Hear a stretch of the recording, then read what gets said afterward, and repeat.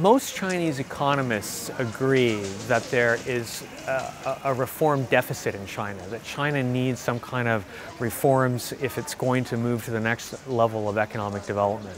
There's a need to liberalize the banking system, to reduce the power of state enterprises. The question for Xi and his team is, do they have the political capital to push this through against very strong vested interests? China has very powerful state companies, for example, in natural resources, energy, banking. These are all basically 100% in state control.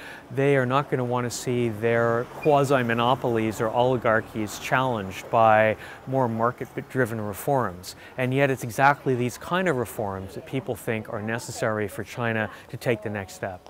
Xi rose through his career in the mostly in the eastern provinces of China, where there was an emphasis on economic growth and trying to open up business and commerce to the outside world.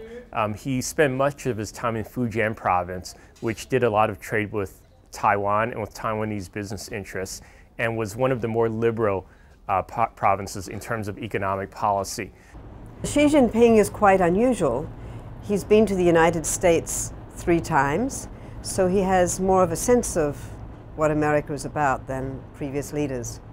The big question is, will he be tougher with the United States, or will he try and restore a relationship that is on friendlier terms?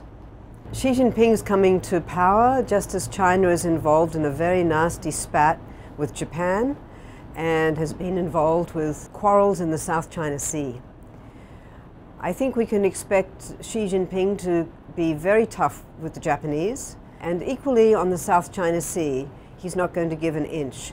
And this may be the era where we see China exerting its power in its near neighborhood.